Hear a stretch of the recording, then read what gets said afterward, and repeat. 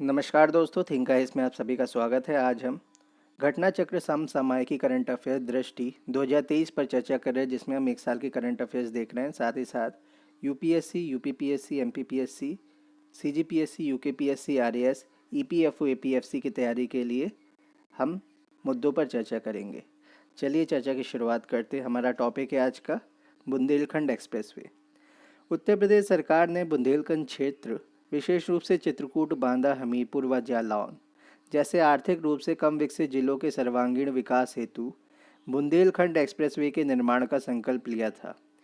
इस एक्सप्रेसवे के निर्माण से बुंदेलखंड क्षेत्र आगरा लखनऊ एक्सप्रेसवे एवं यमुना एक्सप्रेसवे के माध्यम से राष्ट्रीय राजधानी क्षेत्र दिल्ली से जुड़ गया है। स्मरणीय तथ्य क्या है? 16 जुलाई 2022 को प्रधानमंत्री नरेंद्र मोदी ने उत्तर प्रदेश के जालौन जिले की उरई तहसील के कैथेरी गांव से बुंदेलखंड एक्सप्रेसवे का उद्घाटन किया। जिला जालौन, उत्तर प्रदेश, तहसील उरई, गांव का नाम है कैथेरी। फिर है, विदित हो कि प्रधानमंत्री द्वारा 29 फरवरी 2020 को इस एक्सप्रेसवे का शिलान्यास किया गया था। इस एक्सप्रेसवे का निर्माण उत्तर प्रदेश एक्सप्रेसवेज औद्योगिक विकास प्राधिकरण, Uttar Pradesh expressways industrial development authority, UPEIDA, इसको हम यूपीडा कहते हैं, द्वारा किया गया। इसकी कुल अनुमानित लंबाई 296.070 किलोमीटर है, तो लगभग 296 किलोमीटर इसकी लंबाई है। गौरतलब है कि इस 4 लेन वाले एक्सप्रेसवे का निर्माण लगभग 14,850 करोड़ रुपए की लागत से किया गया है। भविष्य में इसे 6 लेन तक भी विस्तारित किया जा सकता है। इसका प्रारंभ जनपद चित्रकूट में राष्ट्रीय राजमार्ग 35 पर भरतकूप के निकट एवं समाप्ति स्थान जनपद इटावा के ग्राम कुदरैल के निकट है। तो प्रारंभ चित्रकूट से होगा, खत्म इटावा में होगा, भरतकूप से कुदरैल तक। यह एक्सप्रेसवे 7 जिलों यथा चित्रकूट, बांदा, महोबा, हमीरपुर, जालौन, औरैया और इटावा से होकर गुजरता है। गौरतलब है कि एक्सप्रेसवे के संरेखण अलाइनमेंट पर पड़ने वाली मुख्य नदियों में बागेन है, केन है, श्यामा है, चंदावल है, बिरमा है, यमुना है, बेतवा है और सेंगर शामिल हैं। तो केन, बेतवा, बागेन, सेंगर, श्यामा, चंदावल, बिरमा, यमुना, ये कुछ नदियां हैं इसमें शामिल। फिर इस एक्सप्रेसवे के निर्माण से बुंदेलखंड क्षेत्र के सर्वांगीण विकास का मार्ग प्रशस्त होगा। ज्ञातव्य कि 14 लेन वाला दिल्ली मेरठ एक्सप्रेसवे भारत का सबसे चौड़ा वाइडेस्ट एक्सप्रेसवे है। अगला है NIRF इंडिया रैंकिंग्स 2022। केंद्रीय शिक्षा मंत्रालय के अंतर्गत नेशनल इंस्टीट्यूशनल रैंकिंग फ्रेमवर्क की शुरुआत 29 सितंबर 2015 को की गई थी। NIRF देश भर में उच्च शिक्षा संस्थानों को रैंकिंग प्रदान करने के लिए एक कार्यप्रणाली की रूपरेखा तैयार करता है। ध्यातव्य कि इंडिया रैंकिंग्स का प्रथम संस्करण अप्रैल 2016 में जारी हुआ था। यह NIRF इंडिया रैंकिंग्स का 7वां संस्करण है। इसमें 4 श्रेणियों नामतः समग्र यानी ओवरऑल, कॉलेज, विश्वविद्यालय एवं अनुसंधान संस्थान, रिसर्च इंस्टीट्यूट के तहत संस्थानों की रैंकिंग जारी की जाती है। साथ ही साथ विभिन्न विषयों डिसिप्लिन्स जैसे कि इंजीनियरिंग, प्रबंधन मैनेजमेंट, फार्मेसी, विधि यानी लॉ, चिकित्सा मेडिकल, वास्तुकला आर्किटेक्चर तथा दंत चिकित्सा जिसको हम डेंटल कहते हैं में भी संस्थानों को रैंकिंग प्रदान की गई है। ध्यातव्य है कि वर्ष 2021 में इंडिया रैंकिंग्स में पहली बार अनुसंधान संस्थानों को भी रैंकिंग प्रदान की गई है।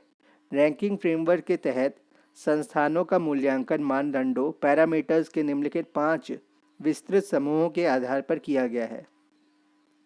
तो ये 5 समूह देख लेते हैं। पहला है शिक्षण अधिगम एवं संस्थान, टीचिंग एंड लर्निंग रिसोर्सेज, अनुसंधान एवं पेशेवर अभ्यास, रिसर्च एंड प्रोफेशनल प्रैक्टिस, स्नातक परिणाम, ग्रेजुएशन आउटकम, पहुंच एवं समावेशिता, आउटरीच एवं इंक्लूसिविटी, बोध परसेप्शन, टीचिंग लर्निंग रिसोर्सेज हो गए, रिसर्च एंड प्रोफेशनल प्रैक्टिस हो गई, ग्रेजुएशनल आउटकम्स हो गए, ग्रेजुएशन के जो आउटकम निकल के आते हैं, आउटरीच एंड इंक्लूसिविटी हो गई कि कितने लोगों तक पहुंच है और कितनी इंक्लूसिविटी है, कितने लोगों की समावेशिता है, परसेप्शन हो गया, बोध हो गया।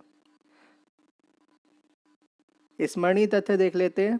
15 जुलाई 2022 को केंद्रीय शिक्षा मंत्री धर्मेंद्र प्रधान ने national institutional ranking framework NIRF के अंतर्गत देश में उच्च शिक्षण संस्थानों की इंडिया रैंकिंग्स 2022 जारी की थी। उच्च शिक्षा संस्थानों की समग्र ओवरऑल सूची में शीर्ष 10 स्थान प्राप्त करने वाले संस्थान निम्नलिखित हैं। पहला है IIT मद्रास चेन्नई में, दूसरा है भारतीय विज्ञान संस्थान बेंगलुरु में। पहले का स्कोर देख सकते हो आप 87.59 है। IIT मद्रास का चेन्नई में है 87.59, बाकी के स्कोर देखने की ज़रूरत नहीं है।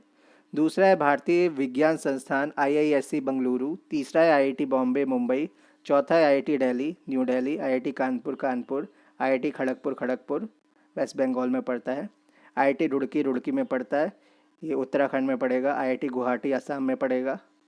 अखिल भारतीय आयुर्विज्ञान संस्थान न्यू दिल्ली का है ये, और जवाहरलाल नेहरू विश्वविद्यालय JNU न्यू दिल्ली के हैं। तो पहले पर IIT मद्रास है और अंतिम पर 10वें पर जवाहरलाल नेहरू JNU है। तो IIT मद्रास, भारतीय विज्ञान संस्थान IISc बेंगलुरु दूसरा है, तीसरा IIT बॉम्बे, चौथा IIT दिल्ली, पाँचवा IIT कानपुर, छठवां IIT खड़गपुर, सातवां IIT रुड़की, आठवां IIT गुवाहाटी, नवा अखिल भारतीय आयुर्विज्ञान संस्थान एम्स और 10वां है JNU। उच्च शिक्षा संस्थानों की समग्र सूची में उत्तर प्रदेश के संस्थान देख लेते हैं। 5वें में IIT कानपुर है, रैंकिंग है इसकी 77.83। 11वें पे BHU है वाराणसी का, 19वीं में AMU है अलीगढ़ का, 29वें में BHU है IIT BHU वाराणसी का, 42 में MET यूनिवर्सिटी है, ये नोएडा की है, गौतम बुद्ध नगर की। फिर 75 में किंग जॉर्ज मेडिकल यूनिवर्सिटी है लखनऊ की।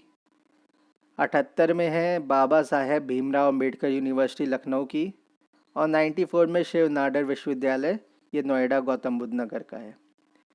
विश्वविद्यालय श्रेणी में भारतीय विज्ञान संस्थान IISc बेंगलुरु पहले पर है, JNU न्यू दिल्ली को दूसरे पर, और जामिया मिलिया इस्लामिया न्यू दिल्ली तीसरे पर है।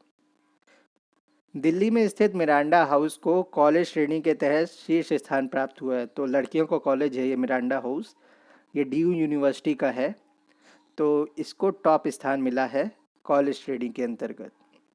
अनुसंधान संस्थानों की श्रेणी में भारतीय विज्ञान संस्थान बेंगलुरु पहले पर रहा है, तो रिसर्च इंस्टीट्यूट में IISc बेंगलुरु पहले पर है।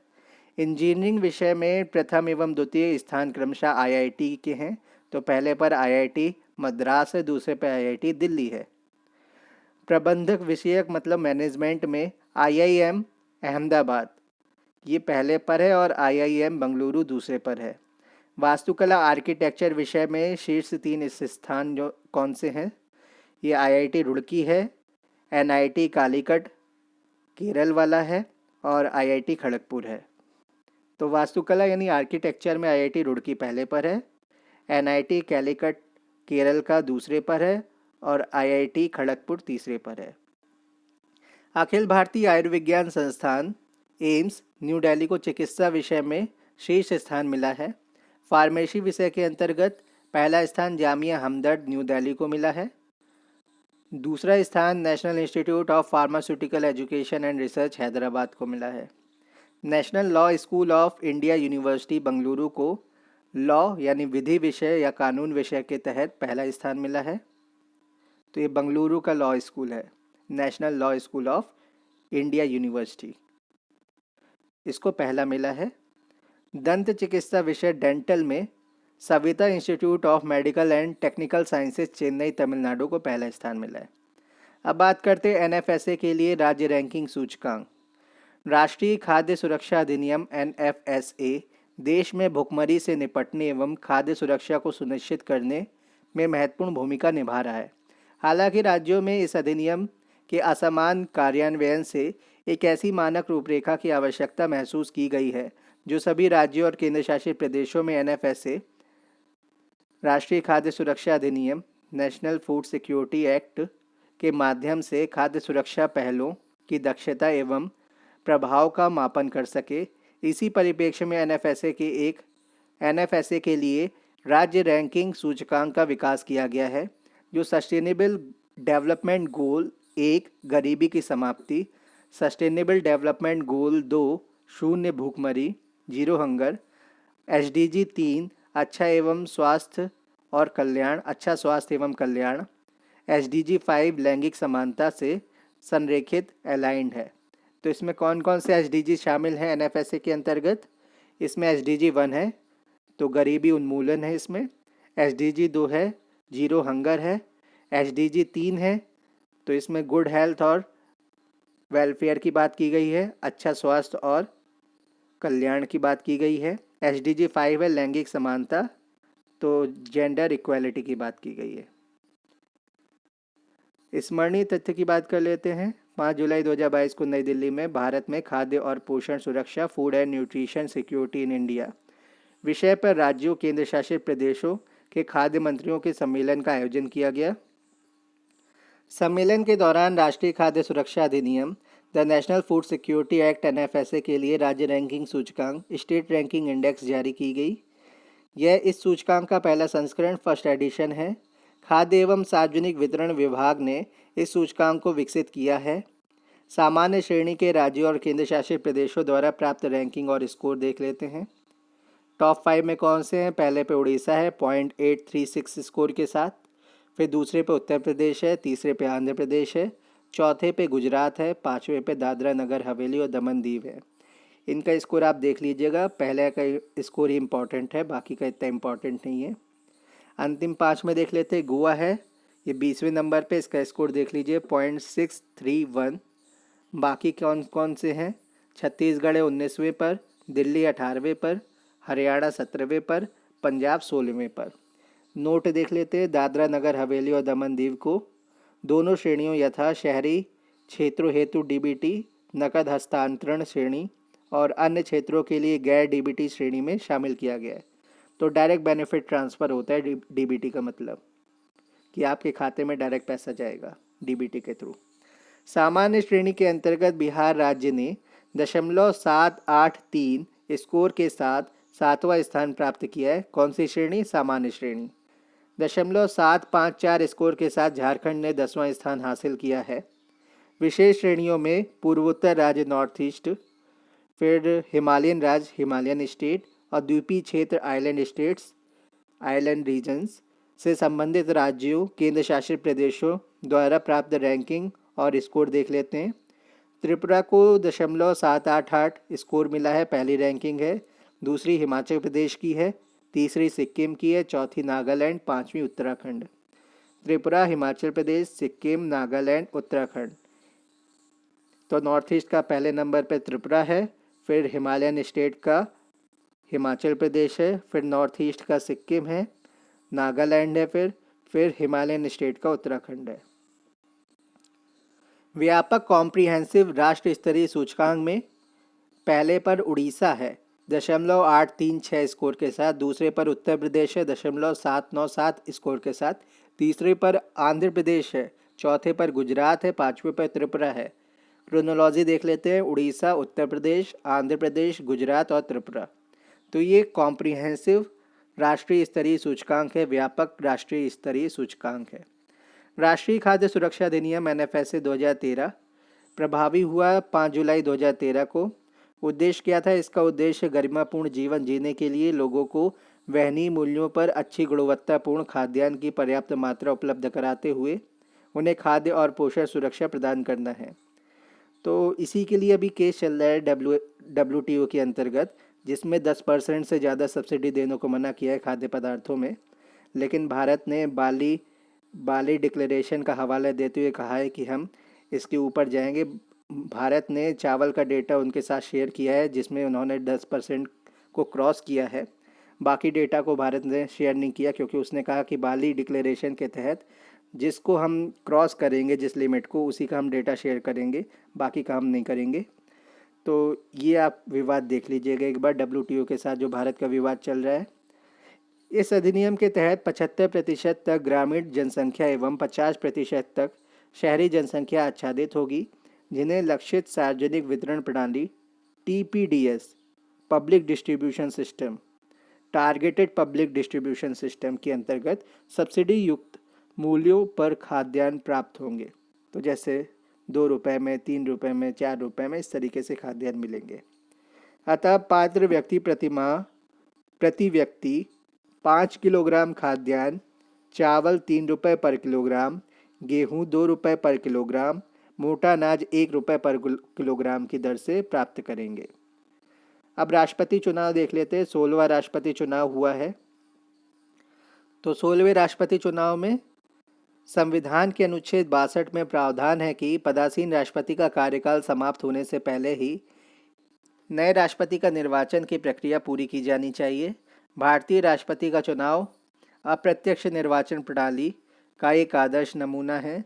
संविधान के अनुच्छेद 54 के तहत राष्ट्रपति का निर्वाचन ऐसे निर्वाचक मंडल इलेक्टोरल कॉलेज के सदस्य करते हैं जिनमें संसद के दोनों सदनों के निर्वाचित सदस्य, राज्यों की विधानसभा और राष्ट्रीय राजधानी क्षेत्र दिल्ली और पुदुचेरी की विधानसभाओं सहित 70वें संविधान संशोधन 1992 से 1 जून 1995 से लागू के निर्वाचित सदस्य शामिल होंगे। मतलब राज्यों की विधानसभाओं के निर्वाचित सदस्य और संसद के निर्वाचित सदस्य दोनों शामिल होंगे।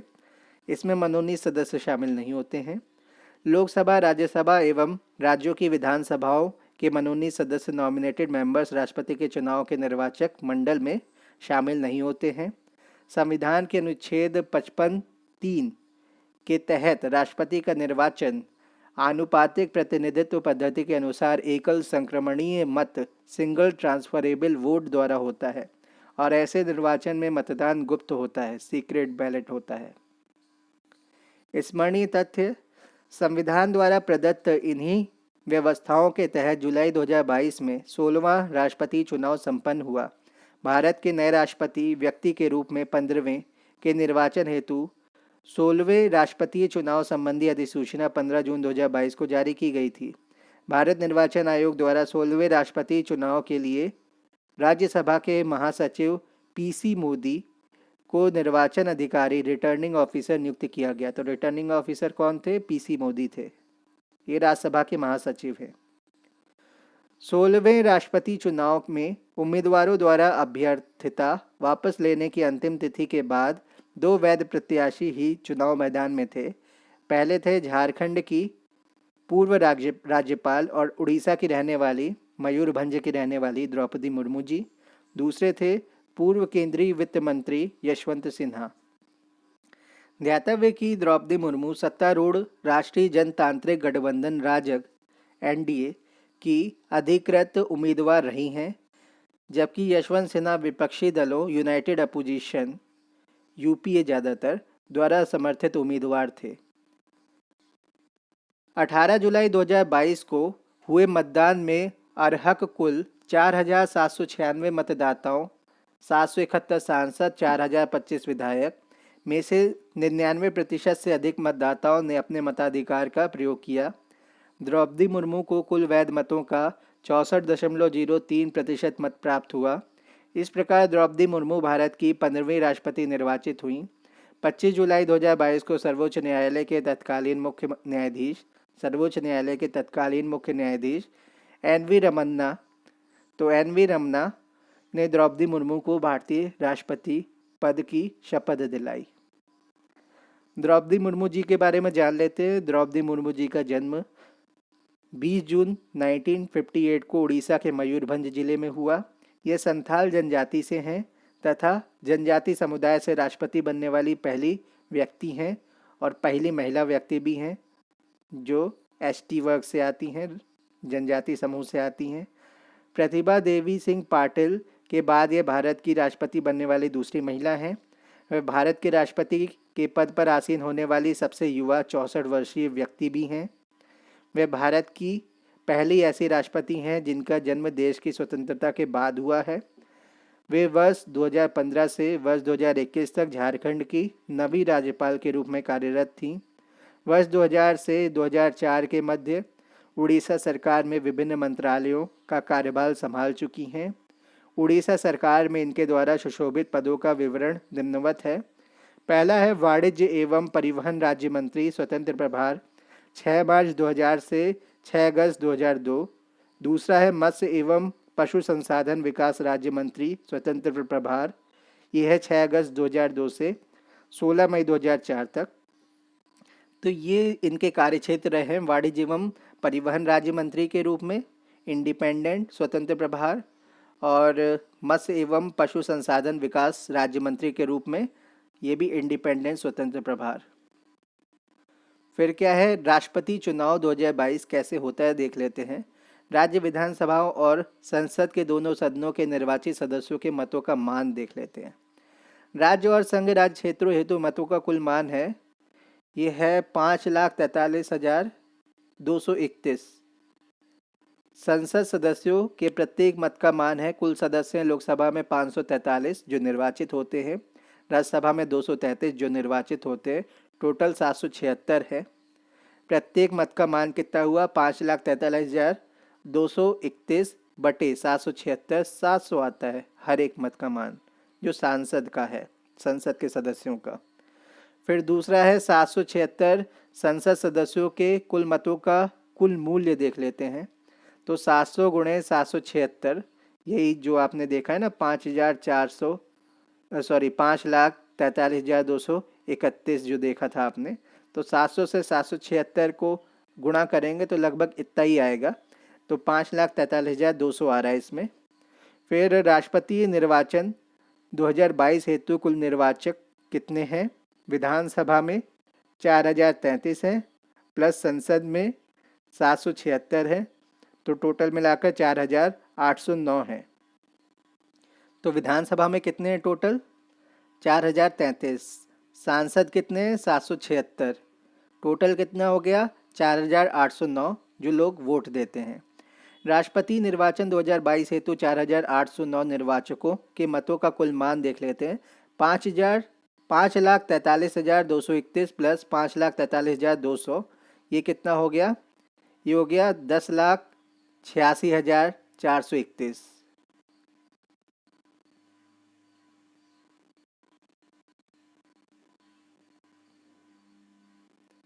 तो राज्य का कितना था 5,43,231 और सांसदों का था 5,43,200। अब आगे बढ़ते हैं। पुल्लमपारा देश की पहली पूर्ण डिजिटल साक्षर पंचायत। डिजी पुल्लमपारा योजना की शुरुआत 15 अगस्त 2021 को केरल सरकार ने की थी। यह योजना पुल्लमपारा ग्राम पंचायत के लोगों को डिजिटल साक्षर बनाने के लिए प्रारंभ की गई थी। इसे कुटुंबश्री स्वयंसेवकों, क्षेत्र के 5 इंजीनियरिंग कॉलेज की राष्ट्रीय सेवा योजना इकाइयों और उच्च माध्यमिक विद्यालयों के छात्रों के सहयोग से संचालित किया गया। तो कुटुंबश्री स्वयंसेवक थे, 5 इंजीनियरिंग कॉलेज के राष्ट्रीय सेवा योजना इकाई थे, वहाँ के बच्चे होंगे, और उच्च माध्यमिक विद्यालयों के छात्रों के सहयोग से इसको संचालित किया गया। इसके तहत डिजिटल रूप से निरक्षर लोगों की पहचान करके उन्हें डिजिटल उपकरणों का उपयोग करने के लिए प्रशिक्षित किया गया है। स्मरणीय तथ्य देख लेते हैं। हाल ही में पुल्लमपारा को देश की पहली पूर्ण डिजिटल साक्षर ग्राम panchayat, first fully digitally literate gram panchayat घोषित किया गया। यह घोषणा केरल के मुख्यमंत्री पिनाराई विजयन ने एक समारोह में की थी। यह ग्राम पंचायत केरल राज्य के तिरुवनंतपुरम जिले में स्थित है। ज्ञातव्य है कि केरल सरकार द्वारा डिजिटल विभाजन को समाप्त करने के उद्देश्य से Kerala fibre optic network KFON परियोजना की शुरुआत की गई। उल्लेखनीय कि जुलाई 2022 में भारत सरकार के दूरसंचार विभाग ने KFON लिमिटेड को इंटरनेट सेवा प्रदाता ISP का लाइसेंस प्रदान किया, जिसके परिणाम स्वरूप केरल अपनी इंटरनेट सेवा ओन इंटरनेट सर्विस वाला देश का एकमात्र राज्य बन गया है। केरल देश का पहला राज्य जिसने इंटरनेट को मूलभूत अधिकार बेसिक राइट घोषित किया है। ज्ञातव्य है कि वर्ष 2017 में भारत सरकार ने ग्रामीण भारत को डिजिटल साक्षर बनाने के उद्देश्य से प्रधानमंत्री ग्रामीण डिजिटल साक्षरता अभियान PMGDISHA PMG दिशा को स्वीकृति प्रदान की थी। केरल सवारी। उल्लेखनीय कि केरल सवारी केरल सरकार द्वारा लॉन्च की गई एक ऑनलाइन टैक्सी सेवा है। यह किसी राज्य सरकार के स्वामित्व वाली देश की पहली ऑनलाइन टैक्सी सेवा है। तो केरल में राज्य सरकार ही बहुत सारे काम करती है, एक सोशलिस्ट गवर्नमेंट की तरह काम करती है राज्य सरकार वहाँ पर। तो ज़्यादातर इस तरह की सेवाएं राज्य सरकार के हाथों में होती हैं। तो सीपीआई का वहाँ पर रूल है, लेफ्ट पार्टी है जो रूल कर रही, रूलिंग पार्टी। आगे बढ़ते, अग्निपथ, एक नई रक्षा भर्ती योजना। हाल ही में केंद्रीय मंत्रिमंडल ने सशस्त्र सेनाओं में युवाओं की भर्ती हेतु एक नई योजना नामित अग्निपथ को स्वीकृति प्रदान की। इस योजना को स्वतंत्र भारत के इतिहास में सबसे बड़े रक्षा श्रम बल सुधार, biggest defence man power reform के रूप में देखा जा रहा है। यह योजना सशस्त्र सेनाओं में 4 वर्ष के सेवाकाल हेतु युवाओं की भर्ती को निर्देशित करेगी। हालांकि इस योजना के तहत ग्रेच्युटी एवं पेंशन जैसे लाभ प्राप्त नहीं होंगे या नहीं प्रदान किए जाएंगे। स्मरणीय तथ्य, 14 जून 2022 को केंद्रीय मंत्रिमंडल ने सशस्त्र बलों आर्म्ड फोर्सेज में सेवा हेतु भारतीय युवाओं के लिए एक आकर्षक भर्ती योजना को मंजूरी प्रदान की। इस योजना का नाम अग्निपथ है। इस योजना के तहत चुने गए युवाओं को अग्निवीर के नाम से जाना जाएगा। अग्निपथ योजना भारतीय सेना के तीनों अंगों थल सेना, वायुसेना और नौसेना में क्रमशः जवानों, सोल्जर्स, वायु सैनिकों, एयरमैन तथा नाविकों, नौसैनिकों, सेलर्स के पदों पर भर्ती के लिए केंद्रीय रक्षा मंत्रालय द्वारा लाई गई एक नई योजना है। अब से इन पदों पर भर्ती के लिए संचालित होने वाली अन्य सभी योजनाएं समाप्त हो जाएंगी। उल्लेखनीय है कि अग्निपथ योजना अफसर रैंक के सैन्य कर्मियों के लिए नहीं है और उनकी भर्ती के लिए मौजूदा अलग अलग प्रक्रियाएं चलती रहेंगी। यह योजना देशभक्त और प्रेरित युवाओं को 4 वर्ष की अवधि हेतु सशस्त्र बलों में सेवा करने का अवसर प्रदान करती हैं। योजना के तहत 17.5 वर्ष से 21 वर्ष आयु तक के उम्मीदवारों के लिए आवेदन के पात्र होंगे। तो 17.5 साल से 21 साल तक के जो युवा हैं वो उम्मीदवार होंगे, वो आवेदन कर सकते हैं। बाकी जो बातें हैं उसमें देख लेते हैं। वर्ष 2022 के लिए भर्ती प्रक्रिया हेतु अधिकतम आयु सीमा 23 वर्ष की गई थी। ध्यातव्य है कि भारतीय नौसेना ने अग्निवीरों की भर्ती में महिलाओं को 20% का रिजर्वेशन देने का निर्णय लिया है। अग्निवीरों की भर्ती अखिल भारतीय आधार पर हर वर्ग, ऑल इंडिया ऑल क्लास से होगी। अग्निवीर सशस्त्र बलों में एक अलग रैंक होगी जो किसी भी मौजूदा रैंक से भिन्न होगी। 4 वर्ष की सेवा पूरी होने पर 100% अग्निवीरों को सशस्त्र बलों में स्थायी नामांकन, परमानेंट एनरोलमेंट हेतु आवेदन करने का अवसर प्रदान किया जाएगा। इन आवेदनों पर 4 वर्ष की कार्यावधि के दौरान प्रदर्शन सहित उद्देश्य मानदंड, ऑब्जेक्टिव क्राइटेरिया के आधार पर केंद्रीकृत तरीके, सेंट्रलाइज्ड मैनर से विचार किया जाएगा। तत्पश्चात प्रत्येक विशिष्ट बैच के अधिकतम 25% अग्निवीरों को सशस्त्र बलों में नियमित कैडर, रेगुलर कैडर में नामांकित किया जाएगा। अग्निपथ योजना को रक्षा बजट के बोझ को कम करने और उभरते नए खतरों से निपटने में देश की तैयारी को सुदृढ़ करने के उद्देश्य से प्रतिपादित किया गया है। इस नई रक्षा भर्ती नीति को सशस्त्र बलों की औसत आयु में कटौती करने के उद्देश्य से डिज़ाइन किया गया है। उल्लेखनीय है कि भारतीय सशस्त्र बलों की औसत आयु वर्तमान में लगभग 32 साल है, जो इस योजना के कार्यान्वयन के पश्चात 4-5 साल कम हो जाएगी। अग्निवीरों को तीनों सेनाओं में लागू जोखिम और कठिनाइयों के लिए भत्ते मिलेंगे। रिस्क एंड हार्डशिप अलाउंसेस के साथ साथ एक आकर्षक अनुकूलित मासिक पैकेज, कस्टमाइज्ड मंथली पैकेज दिया जाएगा। तो अग्निवीरों को तीनों सेनाओं में लागू जोखिम और कठिनाई भत्ते, रिस्क एंड हार्डशिप अलाउंसेस के साथ एक आकर्षक अनुकूलित मासिक पैकेज, कस्टमाइज्ड मंथली पैकेज दिया जाएगा। 4 वर्ष की कार्यवधि को पूरा करने पर अग्निवीरों को एक मुश्त सेवा निधि पैकेज का भुगतान किया जाएगा। तो एक साथ 12-13 लाख का पैकेज दिया जाएगा उन्हें। सेवा निधि में अग्निवीर एवं केंद्र सरकार बराबर का योगदान देंगे। यह जो सेवा निधि होगी अग्निवीरों के लिए तय किए गए अन्य भत्तों और शहादत एवं दिव्यांगता की स्थिति में मिलने वाले मुआवजे से अलग होगी। तो उनका इंश्योरेंस अलग से किया जाएगा और इंश्योरेंस की राशि अलग से मिलेगी। और ये सेवा निधि उनके रिटायरमेंट की होगी, एक तरीके से आप ये मान के चलिए। सेवा निधि 11,70,000 या 71,000 रुपये होगी तो 11,71,000 रुपये होगी, इसमें आयकर से छूट प्रदान की जाएगी। तो ये पूरा पूरा पैसा उन्हें मिलेगा, इनकम टैक्स नहीं लगेगा सेवानिधि के रूप में 11.71 लाख रुपए। अग्निवीरों को ग्रेचुटी एवं पेंशन संबंधी लाभ नहीं प्रदान किए जाएंगे। इसके अतिरिक्त अग्निवीरों को भारतीय सशस्त्र बलों में उनकी कार्यवधि हेतु 48 लाख रुपए का गैर अंशदायी जीवन बीमा cover, non contributory life insurance cover प्रदान किया जाएगा। 28 मार्च 2023 को INS चिल्का उड़ीसा में अग्निवीरों के प्रथम बैच की पासिंग आउट परेड का आयोजन किया गया है। तो INS चिल्का उड़ीसा में अग्निवीर के प्रथम बैच की पासिंग आउट परेड का आयोजन कब किया गया? 28 मार्च 2023 को किया गया है। तो INS चिल्का याद रखिएगा, उड़ीसा में है ये। 4 वर्ष बाद सेवा मुक्त होने वाले अग्निवीरों के लिए घोषित नौकरी एवं अन्य प्रोत्साहन गृह मंत्रालय की ओर से क्या है? पहला है केंद्रीय सशस्त्र पुलिस बलों CAPF तथा असम राइफल्स में भर्ती हेतु अग्निवीरों के लिए 10% रिजर्वेशन। दूसरा है CAPF तथा असम राइफल्स में भर्ती हेतु निर्धारित अधिकतम आयु सीमा अपर एज लिमिट में 3 वर्ष, पहले बैच के अग्निवीरों के लिए 5 वर्ष की छूट है। अगला है रक्षा मंत्रालय की बात कर लेते हैं। तो मिनिस्ट्री ऑफ डिफेंस भारतीय तटरक्षक बल कोस्ट गार्ड के लिए रक्षा असैन्य पदों और सभी 16 रक्षा सार्वजनिक क्षेत्र के उपक्रमों DPSU, तो ये जो जितनी भी PSUs होती हैं उनकी नौकरी में 10% रिजर्वेशन। तो दोनों जगह 10% रिजर्वेशन है।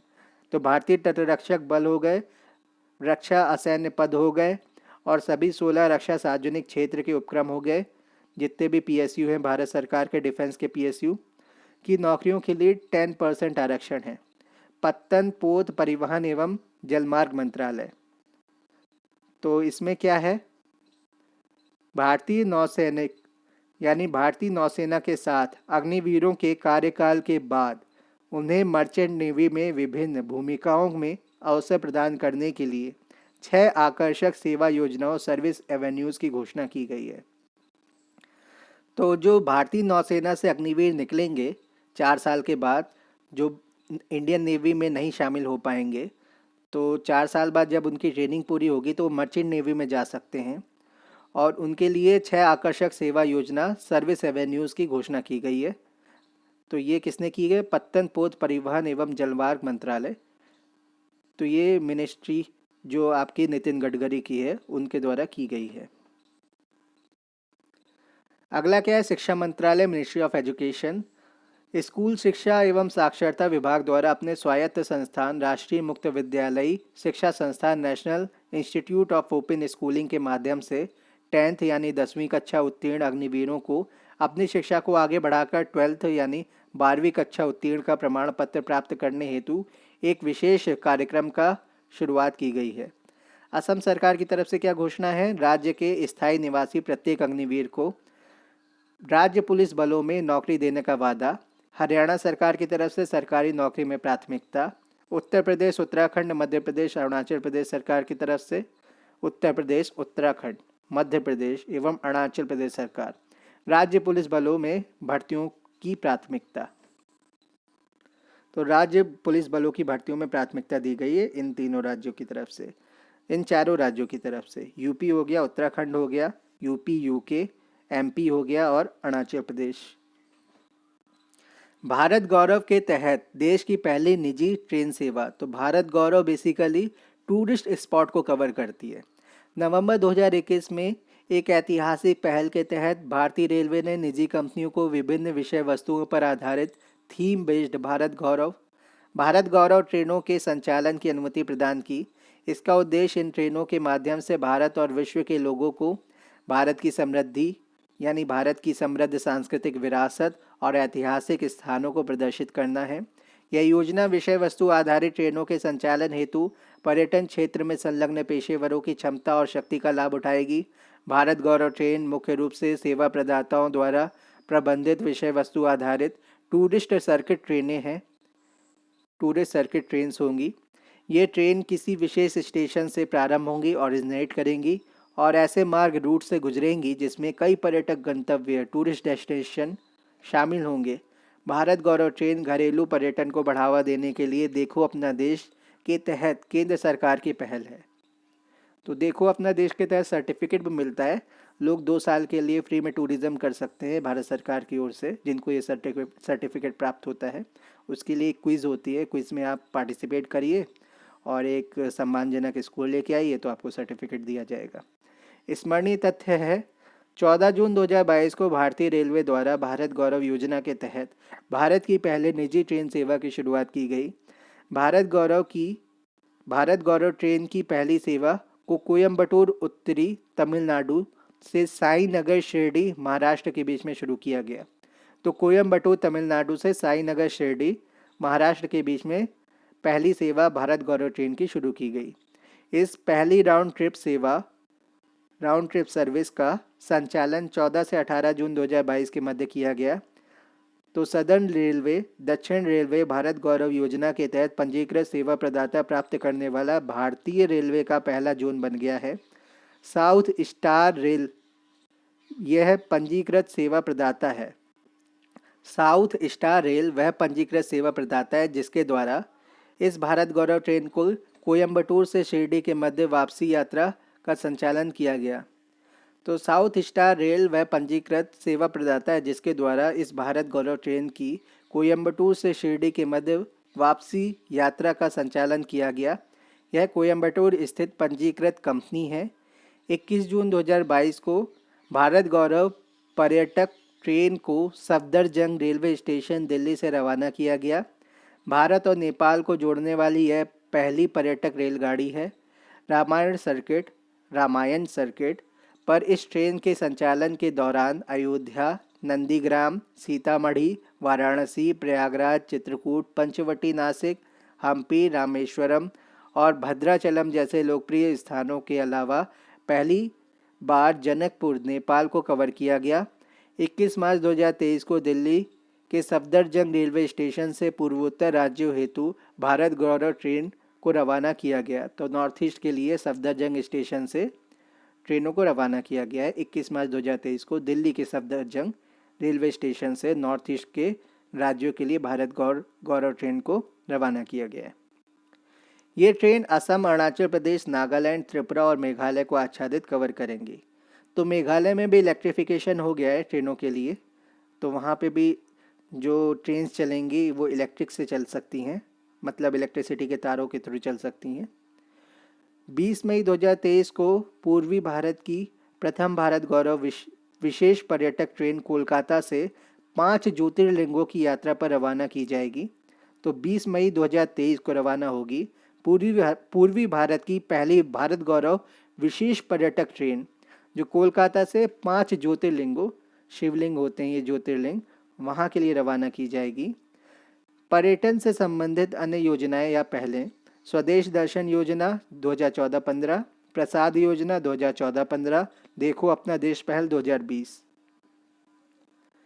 NHAI का सड़क निर्माण में गिनीज वर्ल्ड रिकॉर्ड। सड़क परिवहन एवं राजमार्ग मंत्रालय की वार्षिक रिपोर्ट 2021-22 के अनुसार देश में राष्ट्रीय राजमार्गों की कुल लंबाई 1,40,995 किलोमीटर है। भारत का सड़क नेटवर्क विश्व का दूसरा सबसे बड़ा सड़क नेटवर्क है, जिसकी लंबाई लगभग 63.72 लाख किलोमीटर है। प्रधानमंत्री द्वारा घोषित आज़ादी के अमृत महोत्सव के तहत हाल ही में भारतीय राष्ट्रीय राजमार्ग प्राधिकरण national highways authority of India NHAI द्वारा सड़क निर्माण में विश्व रिकॉर्ड कायम किया गया, जिसे गिनीज वर्ल्ड रिकॉर्ड्स द्वारा प्रमाणित किया गया है। स्मरणीय तथ्य देख लेते हैं। 8 जून 2022 को केंद्रीय सड़क परिवहन और राजमार्ग मंत्रालय द्वारा जारी विज्ञप्ति के अनुसार भारतीय राष्ट्रीय राजमार्ग प्राधिकरण NHAI ने एस्फॉल्ट और बिटुमिनस कंक्रीट सड़क निर्माण में नया गिनीज वर्ल्ड रिकॉर्ड दर्ज किया है। NHAI ने बिना रुके कंटिन्यूसली विश्व की सबसे लंबी एस्फॉल्ट बिटुमिनस कंक्रीट सड़क का निर्माण करने में सफलता प्राप्त की है। इस परियोजना का कार्यान्वयन NHAI तथा Rajpath Infracon private limited Pune द्वारा संयुक्त रूप से किया गया। तो NHAI और Rajpath Infracon private limited Pune, इन दोनों ने मिलकर किया है ये सड़क का निर्माण। इस सड़क का निर्माण NH 53 पर महाराष्ट्र के अमरावती एवं अकोला जिलों के बीच किया गया। NH 53 पर एकल लेन में 84.4 किलोमीटर लंबी एस्फॉल्ट बिटुमिनस कंक्रीट सड़क का निर्माण 105 घंटे एवं 33 मिनट में किया गया। इस परियोजना में 2070 मैट्रिक टन बिटुमिन से युक्त 36,634 मीट्रिक टन बिटुमिनस मिश्रण का प्रयोग किया गया, बिटुमिनस मिक्सचर का यूज किया गया है। ध्यातव्य है कि इससे पूर्व बिना रुके विश्व की सबसे लंबी एस्फॉल्ट और बिटुमिनस कंक्रीट सड़क के निर्माण का रिकॉर्ड दोहा कतर के नाम पर गिनीज वर्ल्ड रिकॉर्ड्स में 2019 में दर्ज किया गया था। तो 25.275 किलोमीटर लंबी इस सड़क के निर्माण में कुल 10 दिन का समय लगा था। राज्य खाद्य सुरक्षा सूचकांक 2021-22। राज्य खाद्य सुरक्षा सूचकांक को भारतीय खाद्य संरक्षा एवं मानक प्राधिकरण food safety and standards authority of India FSSAI द्वारा प्रतिवर्ष जारी किया जाता है। इस सूचकांक का प्रथम संस्करण साल 2019 में विश्व खाद्य सुरक्षा दिवस 7 जून के अवसर पर किया गया। तो विश्व खाद्य सुरक्षा दिवस 7 जून को मनाया जाता है। यह सूचकांक पिछले वित्तीय वर्षों में राज्यों और केंद्र शासित प्रदेशों के सुरक्षित खाद्य उपलब्ध कराने में समग्र प्रदर्शन पर आधारित है। स्मरणीय तथ्य देख लेते हैं। 7 जून 2022 को केंद्रीय स्वास्थ्य एवं परिवार कल्याण मंत्री डॉक्टर मनसुख मांडविया द्वारा राज्य खाद्य सुरक्षा सूचकांक state food safety index SFSI 2021-22 जारी किया गया। यह इस सूचकांक का चौथा संस्करण है। इस सूचकांक में खाद्य सुरक्षा के निम्न 5 प्रमुख मानकों पैरामीटर्स के आधार पर राज्यों और केंद्र शासित प्रदेशों के प्रदर्शन का मूल्यांकन किया गया है। तो ये 5 पैरामीटर देख लेते हैं। पहला है human resources and institutional data, मानव संसाधन और संस्थागत आंकड़े 20% भारांश है, इसका वेटेज है। दूसरा अनुपालन कंप्लायंस 30% भारांश यानी वेटेज है। तीसरा है प्रशिक्षण एवं क्षमता निर्माण ट्रेनिंग एंड कैपेसिटी बिल्डिंग 10% भारांश यानी वेटेज है। चौथा है खाद्य परीक्षण टेस्टिंग होगी, आधारभूत संरचना और निगरानी, food testing and infrastructure and surveillance 20% भारांश है या इसको वेटेज कहेंगे हम, 20% वेटेज। पांचवा है उपभोक्ता सशक्तिकरण कंज्यूमर एम्पावरमेंट 20% भारांश 20% वेटेज। इस सूचकांक के अंतर्गत राज्यों और केंद्र शासित प्रदेशों को निम्न 3 श्रेणियों में बांटा गया है: बड़े राज्य, छोटे राज्य, केंद्र शासित प्रदेश। कुल प्राप्तांकों के आधार पर टॉप 5 जो स्टेट हैं, पहले पे तमिलनाडु 82 अंक हैं इसके, दूसरे पे गुजरात 77.5 अंक, तीसरे पे महाराष्ट्र 70, चौथे पे हिमाचल प्रदेश 65.5, पाँचवें पे पश्चिम बंगाल और मध्य प्रदेश 58.5। तो राज्य देख लेते हैं। पहले पे तमिलनाडु, दूसरे पे गुजरात, तीसरे पे महाराष्ट्र, चौथे पे हिमाचल प्रदेश, पांचवें पे संयुक्त रूप से वेस्ट बंगाल और MP। बड़े राज्यों में बिहार 16वें पर अंक 30 के साथ, जबकि अंतिम पर 17वें पर कौन सा है? आंध्र प्रदेश। बड़े राज्यों की श्रेणी में उत्तर प्रदेश को इस सूचकांक में कुल 54.5 अंकों के साथ 8वां स्थान मिला है। झारखंड 12वें पर, उत्तराखंड 7वें पर, राजस्थान 10वें पर है। छोटे राज्य देख लेते हैं कुल प्राप्तांकों के आधार पर। पहले पर गोवा, दूसरे पे मणिपुर, तीसरे पे सिक्किम, चौथे पे त्रिपुरा, पांचवें पे मेघालय। गोवा, मणिपुर, सिक्किम, त्रिपुरा, मेघालय। गोवा महाराष्ट्र के बगल में, मणिपुर आपका नॉर्थ ईस्ट में, सिक्किम नॉर्थ ईस्ट में, त्रिपुरा नॉर्थ ईस्ट में, मेघालय नॉर्थ ईस्ट में।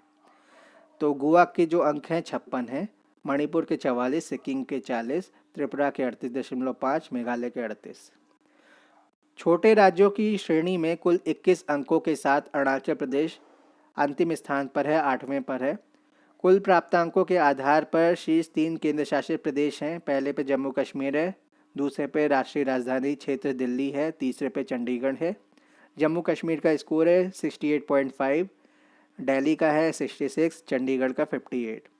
इस श्रेणी में कुल 16 अंकों के साथ लक्षद्वीप अंतिम स्थान पर है, 8वें नंबर पर है। राष्ट्रीय वायु खेल नीति 2022 एयर स्पोर्ट्स, जैसा कि नाम से ही पता चलता है, इसमें हवा के माध्यम से जुड़ी हुई विभिन्न खेल गतिविधियां शामिल हैं। इसमें एयर रेसिंग है, एरोबैटिक्स है, एरो मॉडलिंग है, हैंग ग्लाइडिंग है, पैराग्लाइडिंग है, पैरामोटरिंग है और स्काई डाइविंग है आदि खेल शामिल हैं। कौन कौन से हैं? Air racing, aerobatics, aero modelling, hang gliding, paragliding, paramotoring, sky diving. और जो स्कूबा डाइविंग होता है वो समुद्र के नीचे होता है, नदी के नीचे स्कूबा डाइविंग होता है। स्काई डाइविंग की बात कर रहे हैं हम। स्मरणीय तथ्य क्या है? 7 जून 2022 को केंद्रीय नागर विमानन मंत्री ज्योतिरादित्य सिंधिया ने राष्ट्रीय वायु खेल नीति 2022 NASP 2022 national air sport policy 2022 launch की। इस नीति के अंतर्गत भारत को वर्ष 2030 तक वायु खेलों के संदर्भ में विश्व के शीर्ष देशों में शामिल करने का खाका तैयार किया गया। इस लक्ष्य की प्राप्ति हेतु भारत में एक सुरक्षित, सस्ता, सुलभ, सुखदायी, सुखद और स्थायी वायु खेल परितंत्र एयर स्पोर्ट इकोसिस्टम उपलब्ध किया जाएगा। इस नीति के अंतर्गत निम्नलिखित वायु खेलों को शामिल किया गया है: एरोबैटिक्स, एरो मॉडलिंग तथा मॉडल रॉकेटरी, शौकिया निर्मित तथा प्रयोगात्मक विमान, गुब्बारे, बलूनिंग तो बलून जो होते हैं गर्म हवा के, जो गुब्बारे ऊपर उड़ाए जाते हैं। फिर है ड्रोन हो गया, ग्लाइडिंग और पावर ग्लाइडिंग, हैंग ग्लाइडिंग और पावर्ड हैंग ग्लाइडिंग। पैराशूटिंग में स्काई डाइविंग है, बेस जंपिंग है और विंग सूट्स शामिल हैं। विंग शूट जो होते हैं पंख लगाकर जो लोग उड़ते हैं। तो स्काई डाइविंग हो गया, बेस जंपिंग हो गया, विंग सूट्स हो गए। और पैराग्लाइडिंग तथा पैरामोटरिंग, पावर्ड पैराशूट ट्राइक्स सहित पावर्ड विमान, अल्ट्रालाइट, माइक्रोलाइट और लाइट स्पोर्ट्स एयरक्राफ्ट इत्यादि सहित रोटर क्राफ्ट, ऑटो गायरो सहित। तो रोटर क्राफ्ट बेसिकली रॉकेट लगा लेते हैं पीछे अपने और उसके थ्रू उड़ते हैं। नई नीति के अंतर्गत भारत में वायु खेलों के लिए 4 स्तरीय 4 टियर प्रशासनिक संरचना होगी, जिसमें सर्वोच्च शासी निकाय एपेक्स गवर्निंग बॉडी के रूप में air sports federation of India ASFI होगा। एयर स्पोर्ट्स प्रमुख भारतीय खिलाड़ी सुश्री शीतल महाजन को अंटार्कटिका पर 10,000 फीट की ऊंचाई से फ्री फॉल जंपिंग करने वाली पहली महिला के रूप में जाना जाता है। सुश्री शीतल महाजन उत्तरी और दक्षिणी दोनों ध्रुवों पर फ्री फॉल जंपिंग करने वाली सबसे कम उम्र की महिला हैं और बिना किसी परीक्षण के विदाउट ट्रायल इसे करने वाली पहली महिला जंपर हैं। सुश्री राहेल थॉमस ये उत्तरी ध्रुव पर 7,000 फीट की ऊंचाई से स्काई डाइव करने वाली पहली भारतीय महिला हैं। उपर्युक्त दोनों स्काई डाइवर्स पद्मश्री अवार्ड विजेता हैं। तो कौन कौन है? शीतल महाजन और राहेल थॉमस, इनको पद्मश्री मिला हुआ है। ब्लू ड्यूक की बात करते हैं। सिक्किम की राज्य तितलिया बटरफ्लाइज प्रकृति संरक्षण की दूत एम्बेसडर हैं और ये एक महत्वपूर्ण जैविक संकेतक बायोलॉजिकल इंडिकेटर हैं जो हमारे पर्यावरण के स्वास्थ्य को प्रकट करती हैं। सिक्किम में राज्य के नागरिकों के बीच तितलियों के संदर्भ में जागरूकता उत्पन्न करने के उद्देश्य से वन एवं पर्यावरण विभाग सिक्किम सरकार ने तितली की 2 प्रजातियों को राज्य तितली स्टेट बटरफ्लाई के रूप में घोषित करने हेतु नामित किया था। ये 2 प्रजाति हैं ब्लू ड्यूक और दूसरी है कृष्णा पीकॉक। तो कृष्णा काली पीकॉक होगी और ब्लू ड्यूक है। स्मरणीय तथ्य है 5 जून 2022 को विश्व पर्यावरण दिवस के अवसर पर सिक्किम में ब्लू ड्यूक को राज्य तितली घोषित किया गया। ऑनलाइन जनमत सर्वेक्षण में ब्लू ड्यूक को 57% जबकि कृष्णा पीकॉक को 43% मत प्राप्त हुए। इसे ब्लू ड्यूक नाम यूरोपियंस द्वारा दिया गया है। यह एक चमत्कारी तितली है जो नेपाल, सिक्किम, अरुणाचल प्रदेश एवं चीन में पाई जाती है। तो सिक्किम राज्य ने इसको अपनी क्या घोषित किया है? राज्य तितली घोषित किया है ब्लू ड्यूक को। हिमालयी क्षेत्र में इससे मिलती जुलती प्रजाति यूथेलिया डूडा द ब्लू डचेस पाई जाती हैं। ये दोनों अलग अलग प्रजातियां हैं। जबकि ऐसी एक प्रजाति यूथेलिया एम्प्लीफेशिया भूटान में पाई जाती है। ब्लू ड्यूक का वैज्ञानिक नाम बासारोना दुर्गा है। बासारोना दुर्गा, तो दुर्गा के नाम पर है ब्लू ड्यूक का नाम बासारोना दुर्गा। भारत में पाई जाने वाली इसकी 2 उप प्रजातियां हैं। हिमालयन ब्लू ड्यूक, वैज्ञानिक नाम है बासारोना दुर्गा तथा दूसरी है स्प्लेंडेड ब्लू ड्यूक, वैज्ञानिक नाम है बासारोना Durga splendens. Himalayan blue Duke वन्यजीव संरक्षण अधिनियम 1972 की अनुसूची 2 के तहत भारत में विधिक रूप से संरक्षित है। स्प्लेंडेड ब्लू ड्यूक वन्यजीव संरक्षण अधिनियम 1972 की अनुसूची 1 के तहत भारत में संरक्षित है। अन्य राज्यों और उनकी तितलियों के नाम देख लेते हैं। राज्य तितली कौन से राज्य की? महाराष्ट्र की है ब्लू मारमन। तो ब्लू मारमन कहाँ की? इसका नाम है पापिलियो पॉलीमनेस्टर। तमिलनाडु की है तमिल योमेन। इसका नाम है सीरो क्रुएथियस। सीरो क्रुएथेइस। सीरो क्रुएथेइस। उत्तराखंड की है कॉमन पीकॉक। इसका नाम है पापिलियो बियानॉर। कर्नाटक की है सह्याद्री बर्डविंग। इसका नाम है ट्राइडेस माइनस। केरल की है मालाबार बैंडेड पीकॉक या बुद्धा मयूरी, पापिलियो बुद्धा। अरुणाचल प्रदेश की है केसर ए हिंद, टेनोपाल्पस इम्पेरियालिस। गोवा की है मालाबार ट्री निम्फ, आइडिया मालाबारिका। तो सीधे सीधे नाम देख लेते हैं कौन कौन से राज्य की कौन सी तितली है। महाराष्ट्र की है ब्लू मारमन, तमिलनाडु की है तमिल योमेन, उत्तराखंड की कॉमन पीकॉक, कर्नाटक की है सह्याद्री बर्डविंग, केरल की है मालाबार बैंडेड पीकॉक या बुद्धा मयूरी, अरुणाचल प्रदेश की है केसर ए हिंद, गोवा की है मालाबार ट्री निम्फ। दिल्ली हवाई अड्डा जल विद्युत एवं सौर ऊर्जा से संचालित पहला हवाई अड्डा। दिल्ली हवाई अड्डा इंदिरा गांधी अंतर्राष्ट्रीय हवाई अड्डा द्वारा पर्यावरणीय स्थिरता प्राप्त करने के उद्देश्य से वर्ष 2030 तक शुद्ध शून्य कार्बन उत्सर्जन नेट जीरो कार्बन एमिशन हवाई अड्डा बनने का लक्ष्य निर्धारित किया गया है। इस लक्ष्य की प्राप्ति हेतु दिल्ली हवाई अड्डा द्वारा हाल ही में एक हरित परिवहन कार्यक्रम ग्रीन ट्रांसपोर्टेशन प्रोग्राम को अपनाया गया था। स्मरणीय तथ्य 1 जून 2022 को इंदिरा गांधी अंतर्राष्ट्रीय हवाई अड्डा पूरी तरीके से जल विद्युत एवं सौर ऊर्जा से संयोजन से संचालित होने वाला भारत का पहला हवाई अड्डा बन गया है।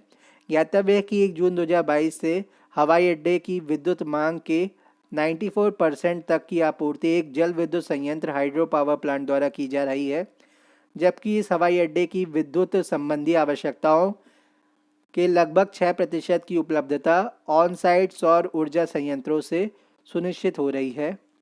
इस प्रकार इस हवाई अड्डे ने गैर नवीकरणीय ऊर्जा स्रोतों पर अपनी निर्भरता को समाप्त कर पूर्ण रूप से नवीकरणीय ऊर्जा को अपना लिया है।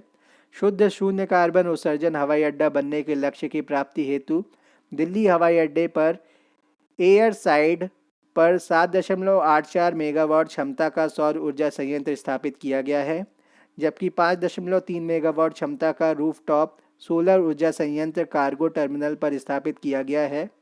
इस पहल से प्रतिवर्ष 2 लाख टन CO2 उत्सर्जन में कमी आएगी। वर्ष 2030 तक शुद्ध शून्य कार्बन उत्सर्जन हवाई अड्डा बनने के लक्ष्य की प्राप्ति में इसका सहायक भूमिका होगी। ज्ञातव्य है कि वर्ष 2020 में दिल्ली एयरपोर्ट एशिया प्रशांत क्षेत्र का ऐसा पहला हवाई अड्डा बना जिसे एयरपोर्ट काउंसिल इंटरनेशनल ACI के एयरपोर्ट कार्बन प्रमाणन एयरपोर्ट कार्बन एक्रीडिटेशन के अंतर्गत 4 चरण लेवल 4+ प्राप्त हुआ है।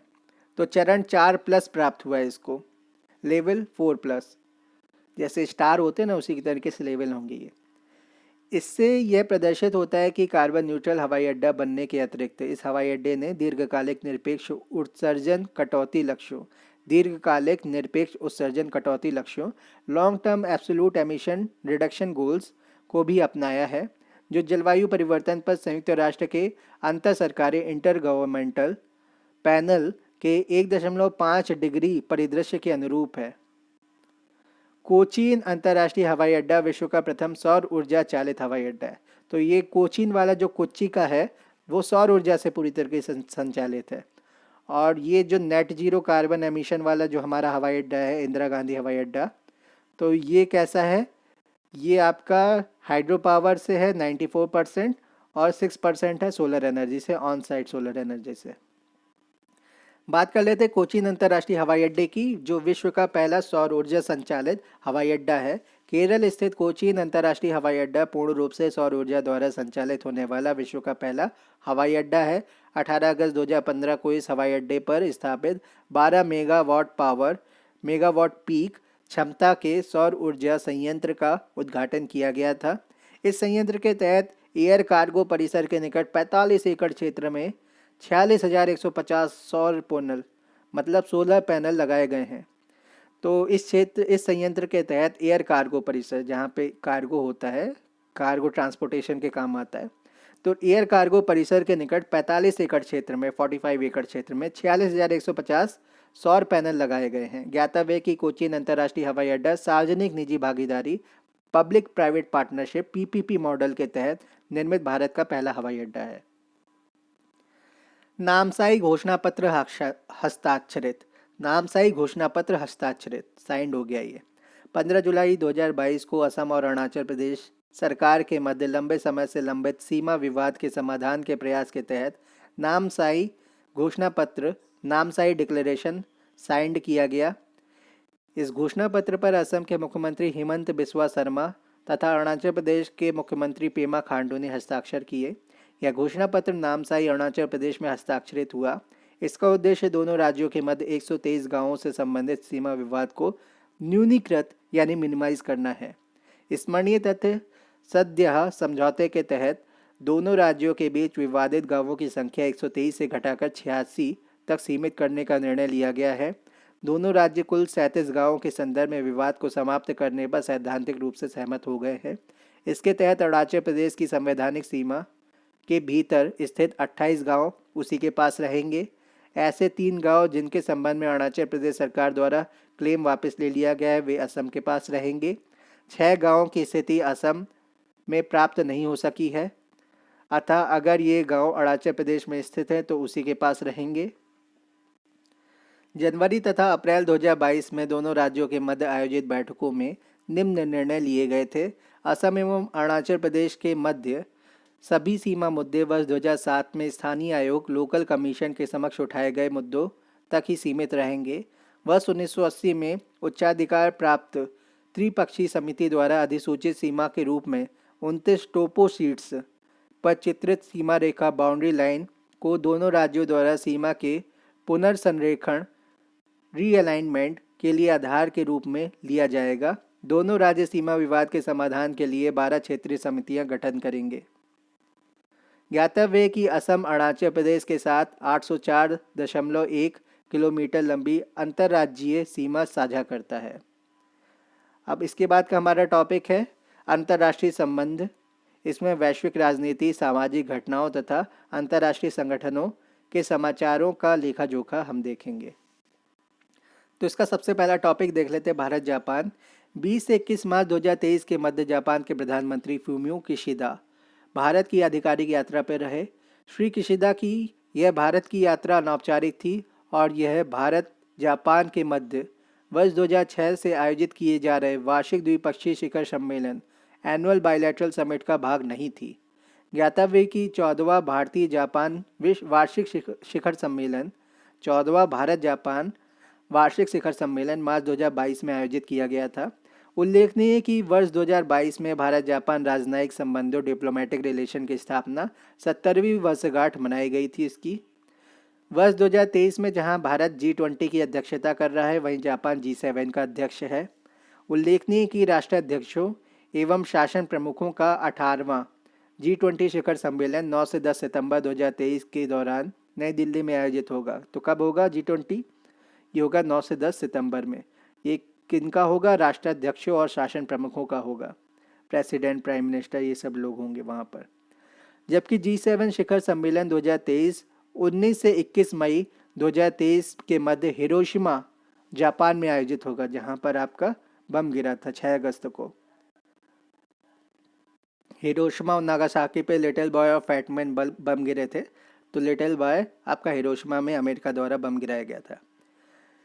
इस यात्रा के दौरान 2023 को भारत जापान पर्यटन वर्ष India Japan year of tourism के रूप में मनाने की घोषणा की गई है। अगला देख लेते हैं भारत ऑस्ट्रेलिया 8 से 11 मार्च 2023 के मध्य ऑस्ट्रेलिया के प्रधानमंत्री एंथोनी एल्बनीज ने भारत की राजकीय यात्रा संपन्न की। मई 2022 में ऑस्ट्रेलिया के प्रधानमंत्री का पद ग्रहण करने के बाद श्री एल्बनीज की यह भारत की पहली आधिकारिक यात्रा थी।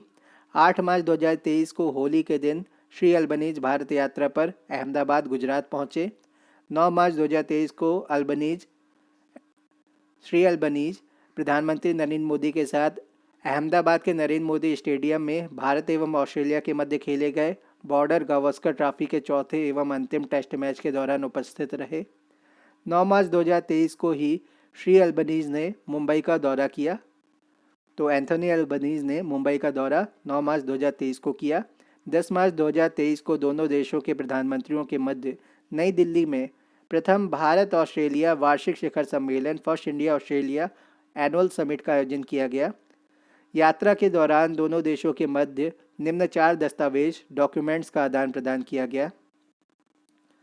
ऑडियो विजुअल सह उत्पादन समझौता को प्रोडक्शन एग्रीमेंट, खेलों में सहयोग पर समझौता MOU, नवाचार में सहयोग बढ़ाने हेतु भारत के अटल इनोवेशन मिशन तथा ऑस्ट्रेलिया के राष्ट्रमंडल वैज्ञानिक एवं औद्योगिक अनुसंधान संगठन Commonwealth scientific and industrial research organisation CSIRO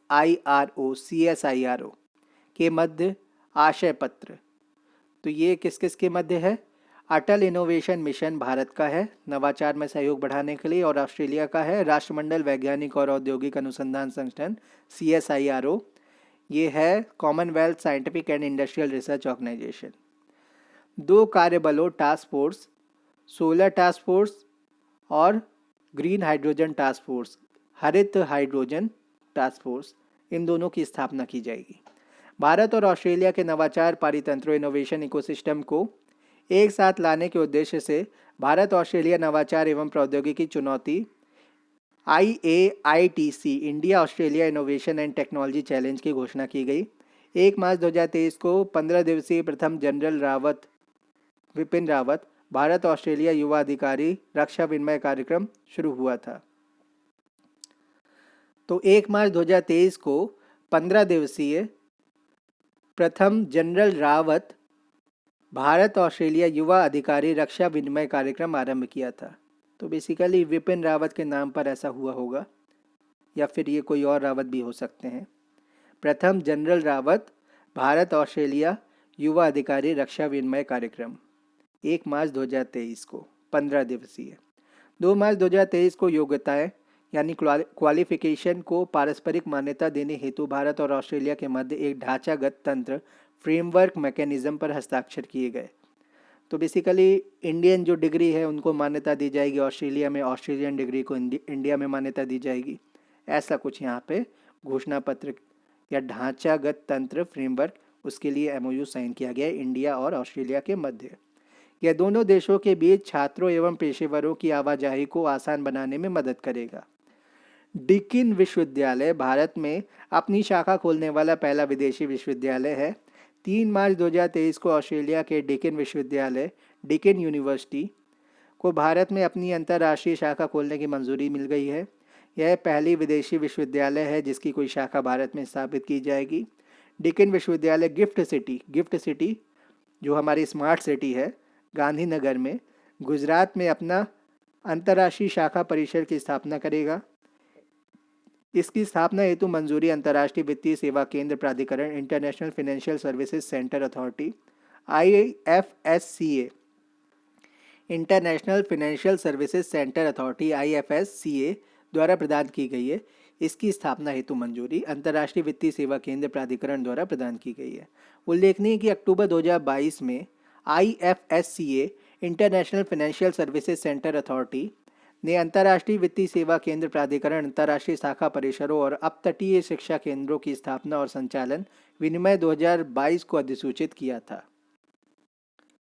Bharat Australia ECTA 29 दिसंबर 2022 को भारत ऑस्ट्रेलिया आर्थिक सहयोग और व्यापार समझौता लागू किया गया।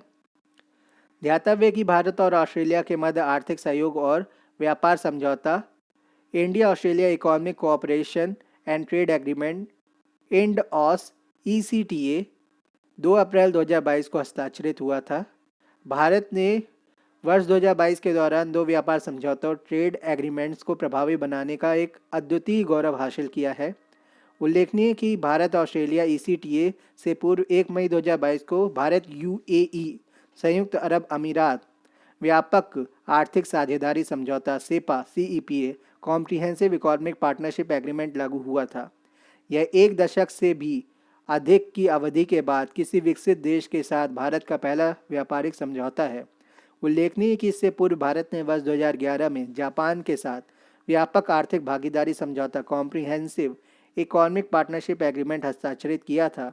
ईसीटीए लागू होने से सभी टैरिफ लाइनों पर शून्य सीमा शुल्क जीरो कस्टम ड्यूटी के साथ भारतीय वस्तुओं को ऑस्ट्रेलियाई बाजार तक पहुंच प्राप्त होगी। फिर क्या है?